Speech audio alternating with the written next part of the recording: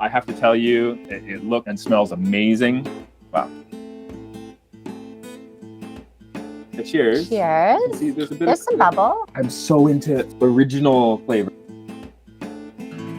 I would love to try another one. Let's open. I think this is the heaviest of them all. So maybe we'll do elderflower rose next, and then ginger after that. Pedro over at 05T does a really great program too. He's got multiple scobies that he gives names to. Oh yeah. And so he can track the lineage. So like this is, this is a product of this. Of this mama. Of this mama. Here's your babies. Do you have a way that you like track them, or not anymore? No. It's just kind of Scoby. They share beds and they share. They're all hanging out. Yeah. We go on weight and health, and it's like, okay, this is good Scoby. We'll keep you your compost. Sure. Yeah. And that's, I mean, the consistency we get is from the starter and the Scoby. And then, because some, like Nettles and Petals is largely herbal, so it doesn't make a nice Scoby all by itself. Right. So but each batch is healthy and because of the starter and Scoby that goes into it. It reminds me of kind of amazake production, where you have to do like a koji rice sort of propagation. But then when you go to make amazake, you use some of that, but you don't propagate more amazake by keeping some of the previous amazake. Right. Yeah, exactly. Kind of interesting to think of it just doing like a starter. Yeah. And I think that's what we were trying to accomplish with our continuous batch. We want to put the date that it was harvested on. So we want to be like how many days we've been keeping it going. That'd be kind of interesting. Yeah, that would be interesting. And are you aiming, like, as you keep it going, are you trying to keep a certain equilibrium? Like, you're monitoring, it's like, okay, we take some off, add some more in. It's time, take some off. Like sourdough, you're doing like sourdough. I want like sourdough feeding. We're not doing it yet. It's something we're experimenting with, but I think it's interesting. Yeah, it's a lot. I think it's achievable. It's hard. A lot of people at home are doing this method and having terrible results because it really takes a lot of attention. But I think that I think it's a way of using your Scoby hotel. That's the idea. So that you're actually kind of like keeping it healthy, because we don't produce near as much as you do. I'm sure we're at 400 bottles a month. Gotcha. So okay. Yeah. What do we? There was like smaller than nano. What was smaller than nano again? Pico. Thank you. Yeah, we're a Pico brewery. Oh, love that. We're not quite a home brew, but you could probably accomplish, if you're organized at home, what we're producing. Yes. Totally. So it's very small, but we find we got kind of a bit of a following with these specialty cafes and stuff. And that's where it really would fit, when people at the counter can talk about it. Yeah. Whereas in the grocery store, there's nobody to talk about it, right? Yeah. But at a coffee shop counter, it's like, this, if it's just one and not a whole lineup, it is actually more alluring in a way, where it's like, what's that one? Yeah, what's that one? Yeah. Right? Yeah. I like that on a restaurant menu too, and there's like less. Like I have 6 dishes I can choose from. Okay, instead of like pages and pages. It's like, how do you accomplish this without there being food waste, or it not just all being frozen food? Yeah, exactly. Sacrificing the quality. Yeah. That's really nice too. What am I tasting here? I'm picking up. I can't even describe it. It gets when there's a lot of there's elderflower and rose, obviously, and the rose really do go grapefruity when they ferment. So I'm not sure if you're getting a bit of grapefruit note. It's like a pithy, in a good way. I like how that feels like on the tongue when I'm done drinking it. Like there's like a nice cleaning of the tongue. I really like kombucha that I can have with a meal. I get it that it's nice to have a kombucha that it's thirsty and I just want to drink some thing to quench my thirst, and that's probably the majority of why kombucha is consumed. I have a really dry kombucha for you. Okay. This is a 21-day fermentation. Okay. It was bottled on August 10th of last year. Oh, and you're opening this for us today. And the reason is it's the Daouye. And I remember I gave you a Daouye at the tea festival, and you were happy with it. So I thought, hey, let's let's drink this. Let's see. You know, it might be nice. it might be terrible. I'm sorry. This is fun. I'll do the poison check. Okay. You can kind of look at it. Okay. I'll let you know if it's palatable. It's very clear. Yeah, You cleaned this one. we did. I think very. Yeah, it smells like apple juice. Does. There you go. Yeah, and then you get that kind of perfumey. So I can drink it. It's safe. He hasn't fallen on the floor. Yeah, it's almost root beer like. Yeah. Oh wow, funk. Yeah. That's got some funk. It's that's got some developed. Funk. Yeah. Yeah. No, I actually remember this one. We got this one tested because we were like, oh, is that too funky? Is it safe? Yeah. And it ended up being okay. But is that unpleasant? I like funk. Okay. Did you get into like, you know, they talk about barnyard and stuff? Yeah. We actually found that one of our, like when we were doing the continuous test, that we were tasting barnyard. Yeah. And we were like, this is like super gassy in the nose, super unpleasant. We might want to toss out the whole batch. But then we're like, wait a minute, let's just wait. Yeah. And then we waited and then it went away. Pass through. Yeah. Yeah. Fermentation is amazing that way. There's all these stages that it goes through, and there are some like sulfury ones, and you're like, oh. But it's, yeah, if you wait, it will pass through it. And I guess maybe because when you're continuous brewing, certain, like there are bacteria that are probably strains that are present developing that wouldn't develop until a certain number of days, you know? Yeah. That are maybe producing some of those flavors you wouldn't otherwise get. What would be your advice to me if I wanted to slow down my fermentation and still keep the drink palatable? Slow it down, but not slow down the number of days you ferment, or no, I want to achieve my pH of like about 3.0, 3.1 in 30 days instead of 7. Got you. Truthfully, there was a couple of methods you could go for. Heat. Yeah. And letting it produce some alcohol, like intentionally giving the yeast the benefit, because their pH will drop a lot slower. Your pH will be a lot higher for longer with some alcohol production. Okay.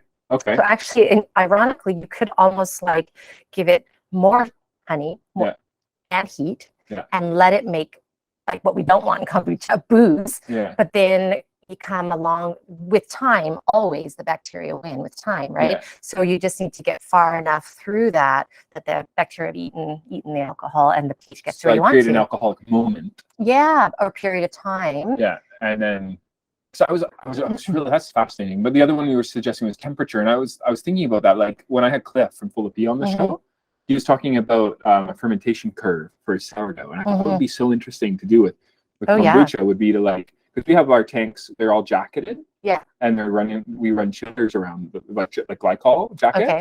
So we could drop the temperature down decently enough and then slowly raise it up like on different periods. Yeah, and do like periods at different temperatures. Wouldn't that be interesting too? Like, I wonder if that would accomplish something similar. Yeah, for sure. You know? But like I like this idea of doing like intentionally making alcohol. I mean, that's essentially what I'm doing with the 30-day ferment, right? I'm intentional and keeping it hot, warm.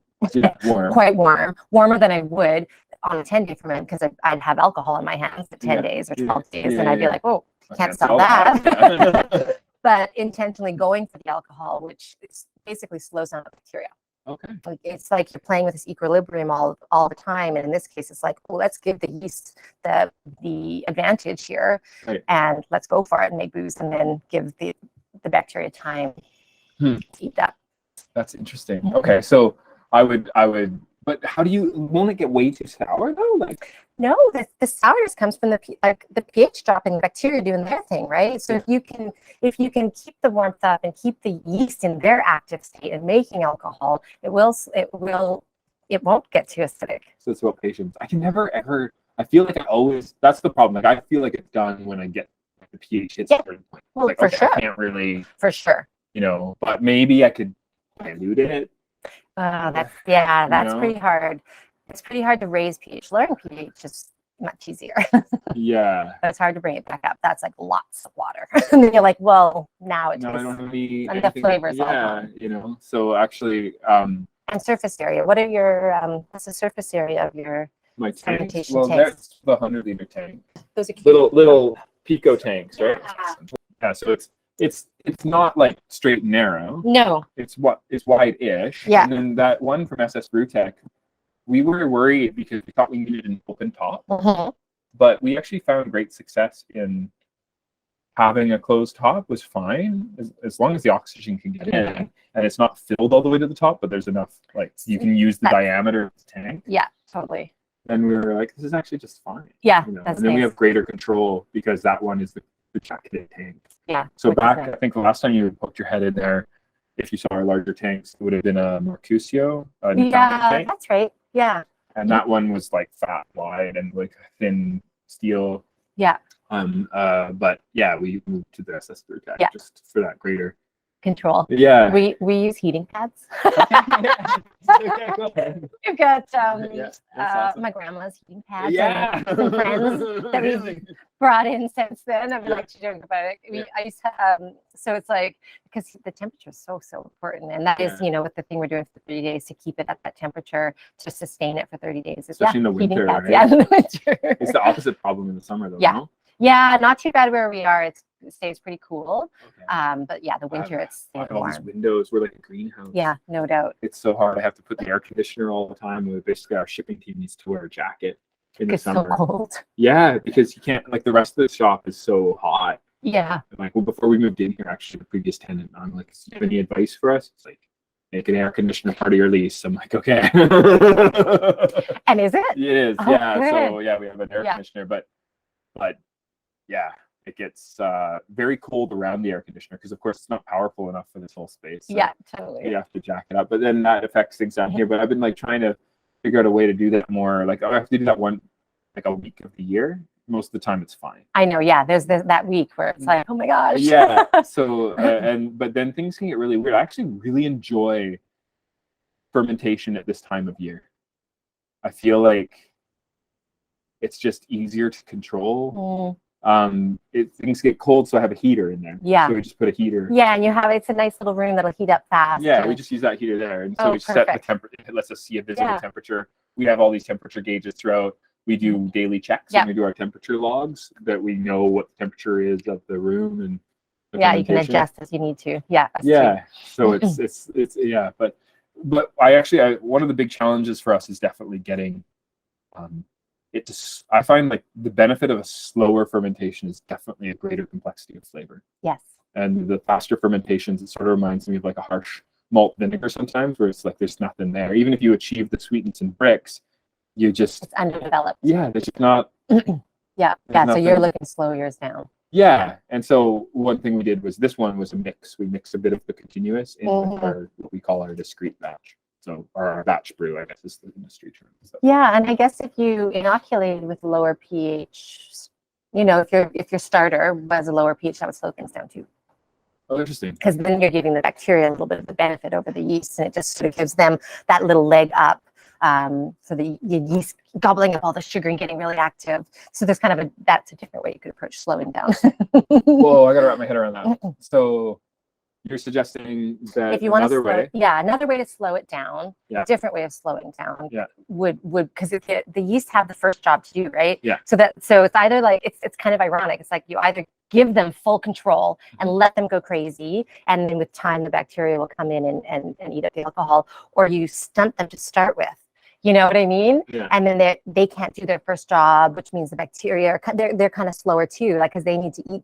They're looking for food sources from the alcohol production from the yeast. But we're talking within the realm of like 4.5 or lower, right? So like starter, like that's what we're trying to start the fermentation. Fermentation, yeah. But if you start your pH a little lower, it means there's a little more bacteria in there, which will slow the yeast down. So it's just another way of looking at slowing it down. Because whenever I put in starter, like sour starter in the beginning, I was finding that it would just get too aggressive. Like the fermentation would, in acidity wise, it would just go to a lower pH faster. Yeah, I think there's probably a sweet spot of a little bit more acidic that'll slow the yeast down, not but not just have the bacteria have full control, just all in that balance. So maybe the problem was that my inoculant was just a bit of the previous batch. What I should have been doing was have like an extra long on the side to tone it down. Interesting. Acidifier, we call it. Okay. Yeah. Yeah. And I don't know, but like in life in general, I swear I know nothing. I know. No, I know. Me neither. And then you think you know things, and then that gets proven wrong. We've been brewing for a lot. I think we've learned a lot, but like Big time. it's still interesting. learning. Yeah, it's just there's just so many opportunities. Do you want to try a little bit of the current batch? Yeah, and then we'll try some of what you're doing there. So I'm gonna just bring over some. We're gonna have a taste of what we just kind of started. And it's on off the bat. Yeah. Great. So it should be super sweet and unpleasant. Okay. Oh, great. Yeah. Thank you so much for saving this moment for me. But I feel like, as a fellow brewer, there's information there for sure. That's kind of interesting, you know. And then that. Oh yeah. Kind of how it starts. So the tea, you know, a little on the sweet side. We used a wild Wu Mountain. Like this is a diazon, I think, like a big leaf. Okay. Wu Mountain tea. It's got a really nice floral note to it right at this point. Hey. Yeah, I like the Jean Luo was a very challenging tea to brew with. That's this one here. We did that for quite a few batches. Okay. But I just was like, I want to use different tea. But one of the reasons I do the kombucha program is I wanted to go through teas that are getting like past their day. I can really go through them. Yep. So I had in 2021, I bought a whole bunch of crimson tea because I have a customer that normally buys like just 40, 50 kilos in a month from me. In the summertime they do like a specialty drink. It's like amazing. But then they switched the tea that they use to a different one of mine, like the CTCs. Okay. And so, which is smarter, like I'll be honest. Right. Yeah, it was a good call. Yeah. But I had already brought in the tea. Yeah. And so I was like, oh my God. So I had this 2021 tea for way too long. Yeah. I hate that. And so I just was like, okay, you know, because I aspire to do something that tastes really good, but I also really love the idea of not wasting. Yeah. You know, and I want to find an equilibrium there. I mean, if I spent $700 a kilogram on all my teas that I use for the kombucha, it might be really amazing, and there might be a market for that, and that would be really cool. I'd be really into that. But there's also something interesting about getting something that's a little bit more, you know, like dealing with the I don't know, like there's like a restaurant I used to go to where their French toast was so delicious on Saturdays, but it was just them taking their muffins at the end of the day during the week and freezing them and then mixing them into a batter and making some amazing French toast on Saturdays. Like there's something really satisfying. I love that. About not wasting and turning something that would otherwise be compost or garbage into something beautiful. I really like that. Like I'm not a meat eater, but when Stage Wine Bar in town I just read their chef is leaving, but when he's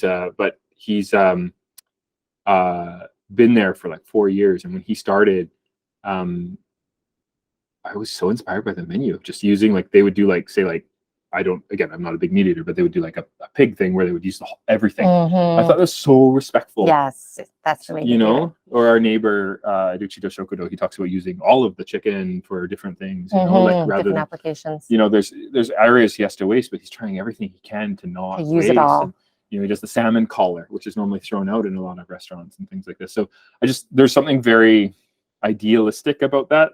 Anyway, the Jean Luo was sort of in that realm, but I learned to love it. But I really like the floral, it's lovely. like Wu Mountain rock oolongs and the Phoenix Mountain oolongs. Like they just, I love them all. So good. Oolongs my favorite. Yeah, they're the best for I'm me. with you. Yeah, so that worked. And so is this the first? It's actually a crimson tea though, but it's done in like it's goes both ways, or it's a crimson, but it's made to me in a style that it reminds me of like we had this red Milanxiang a couple years ago, and the Milanxiang is this very osmanthus heavy nose oolong. Totally reminds me of that. Just like this is like a long ferment, like it's not a fermentation with tea. It's a enzymatic oxidation. Yes. So if it's you know, it's a longer enzymatic oxidation, but I think is right on the border. I've got some caramel, some malt. I can see why they're classifying it as a crimson, but yeah. Anyway. And so this is your first time fermenting this one? Yeah. Oh, cool. Yeah. Exciting. I'll have to come back and taste it Yeah, all, right? Yeah. all done. Okay. Yeah. We have more to go Yeah, here. okay. Let's have cranberry blackcurrant. Cranberry blackcurrant. Okay, cranberry blackcurrant. Okay, this was, I started for a little while. I was having fun. I didn't put it on the label, but I had a pie series. Okay. You know, I did rhubarb pie. Oh, yeah. Okay, awesome. So this was formerly called blackcurrant and cranberry pie. And I had many flavors in my pie series. And I mean, it's basically, I take, you know, fruit and herbs and add vanilla. That's what classified my pie series. Sure. So this Your has pie series. my pie series. I like it. So this has 3.14. this one's got rubus. That was the And pH.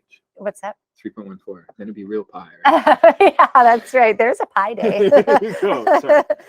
I'll tell you a pie day story after this. Okay, you were telling me though. So we've got cranberries and then island grown black currants from Silver Rill Berry Farm, and rubus and vanilla and orange, and I think it's a nice dessert kombucha. Yeah, I can taste the vanilla and the orange. Yeah, and the blackberry. That's really nice. Yeah. That's like a big red if it was in wine, you know, a contemplative kombucha. That's like a really nice herbal tea. Yeah. And it smells good too. I really like how your kombucha isn't cloying. Oh yeah, no, that was a mission of mine for sure. Was to just pull that back and pull that back. Yeah, because that was, you know, coming at it from a health perspective, and sugar, you know, is not good for you. No, yeah, and to be able to get it where you're mostly fermenting that out, is pretty awesome. Yeah, totally. Yeah. No, that's very admirable. Well, you know, I'm holding the line because people do love sugar, and there's a lot of labels in the supermarket that are lying about the sugar that's in there, and people go, "Oh, great, a raspberry kombucha with 2 grams of sugar. Oh, I don't know why, but I can't stop drinking this." And I'll go, "Well, I'll tell you why." Yeah, I sent it to the lab because I was curious, and 2 grams, it's 12. Yeah, maybe it was when they started. Maybe. Yeah, but you know, that's also interesting about CFIA. Like I talked to them and I'm like, you know, like, do I need to set my stuff to a lab to get the sugar amount? And they said, no, one of the things you can do is something fell. I don't know. I know. Hopefully, can we hear? Yes, we can hear. Okay. One of the things that you can do is just copy the recipe. I know. Or like the nutritional table of another company that's similar in recipe. Yeah. And then you told me that. Yeah, I remember when you told me that. I was like, wow, that's crazy. Yeah. So nobody's really looking over it or checking until there's a complaint, is what I learned. Yeah. Yeah. Yeah. So like we've had to like, you know, look at ours, and we're pretty close. But like one of the things about fermentation, of course, is variability. Oh yeah. So as much as I want to say that my labels that I made and printed are like 100% accurate, there's going to be some variance for a little bit. Yeah. Hopefully I can keep that under control. But like, and I do send my kombucha off to MB Labs here in Sydney. Yeah, us too. Regularly for audits and just, you know, see where we're at. Totally. I'm especially interested in keeping legal with the alcohol limit. You know? So because that's very easy to get out of control. It's very easy. Yeah. Yeah. Especially with second I mean, that is why I went away from second fermentation, was just that, you know, that's where a lot of alcohol can build up. And so to control it's in secondary fermentation. So what is a secondary ferment as far as you understand for our viewers? Yeah. So basically it's when you seal up a bottle and let it ferment at room temperature or under warm, you know, in a warm environment to build up the bubbles. That's what I consider second fermentation, is for that extra carbonation that people look for.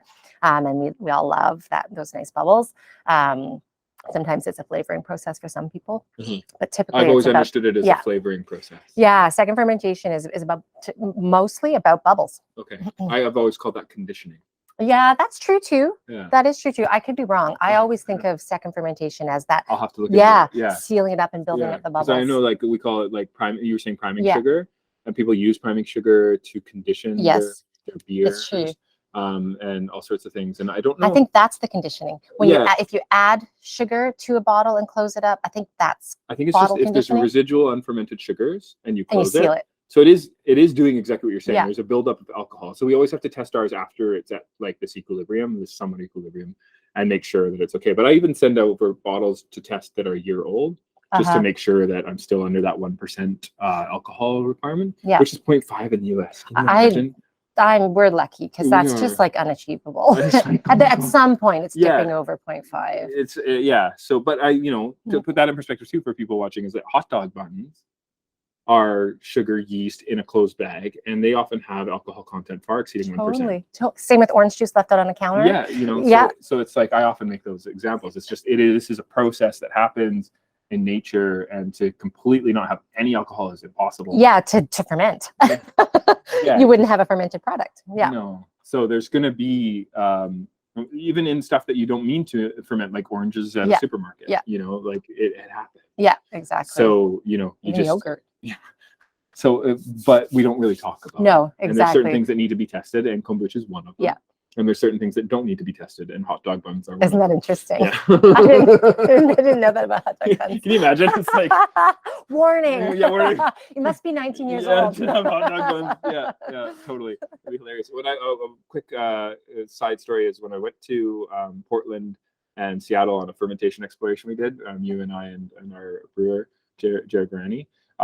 We stopped by Reverend Nat's apple cidery, and he's one of the people that's credited with sort of bringing back apple cider to be this craft expression of that it used to be before it became this kind of. So I see a lot of parallels between craft cider and craft kombucha, because there's a lot of like flavored pop versions. Cider. Yeah, totally. When you get to like the cider apples from England or France, and you get into like the really careful fermentations, and you do all this careful fermentation. It's so interesting, right? Anyway, I'm into like super careful brews, and I love it. He's like, well, you came to the wrong place. I'm like, what? He's like, yeah, we just it was Pie Day yesterday, so we put a Hawaiian pizza in the fermenter in the hop bag, and you want to try some? They were having so much fun. It was such a great unexpected trip. Yeah, and I was just like, whoa, what? Yeah, that was not what I was expecting. It was really good. Really? Yeah, it was really good. It was really good. It was like a pineapple pizza. I know, right? And that's how they celebrated Pie Day. I was like, that's awesome. And then pie. Yeah, and their watermelon cider was so good. They did have their hardcore cider. He was kind of half-joking. But it was like the Reverend Nat's, the pure brew kind of thing. But they were also not afraid to have fun. Yes.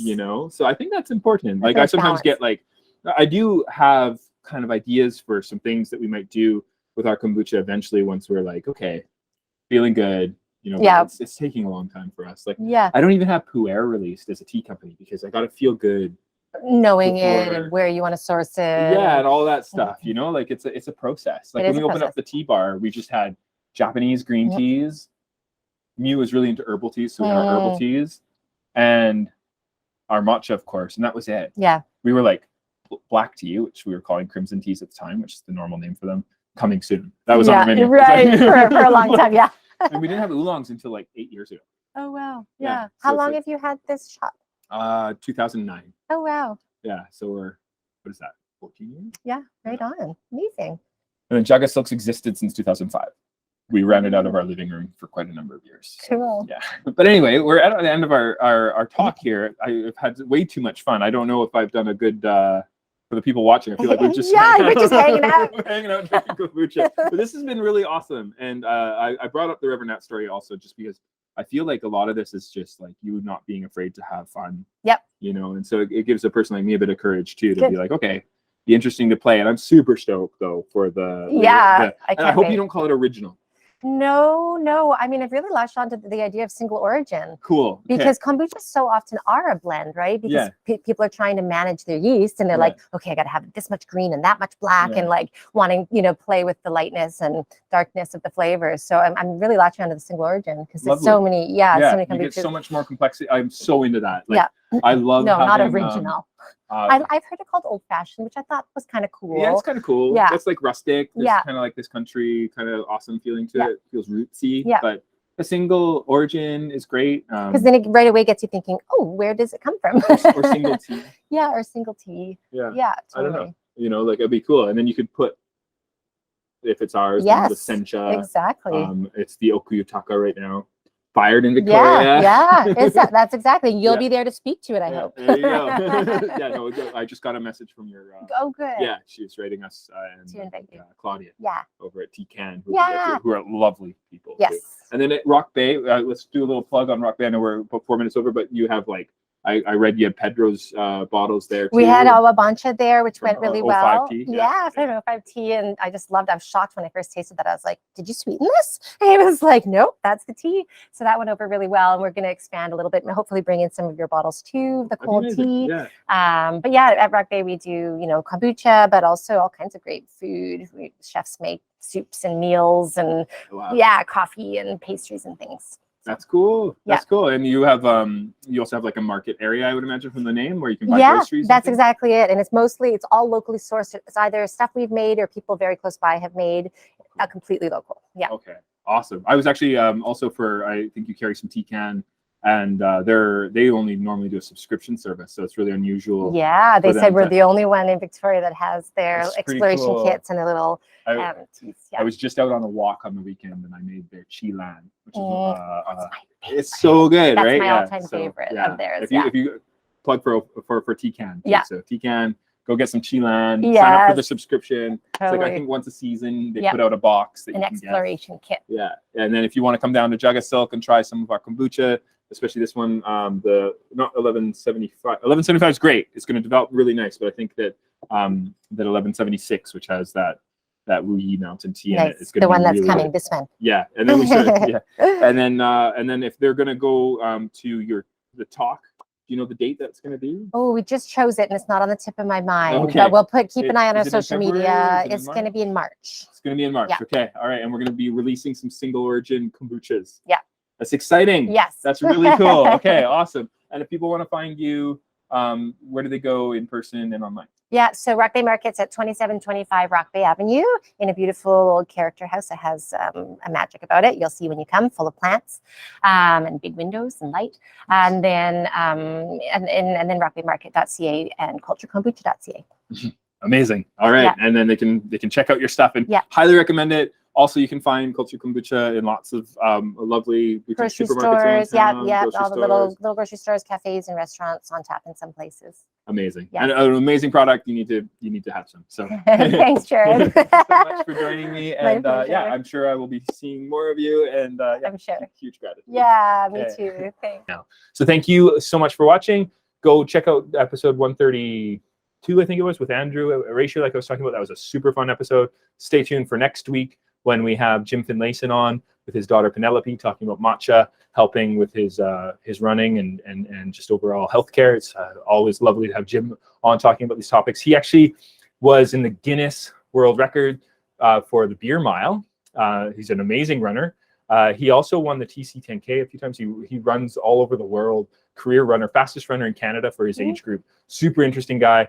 I hope you check out that episode as well. And a big thank you to Christine for joining us today. Thank you so much. Goodbye. Bye.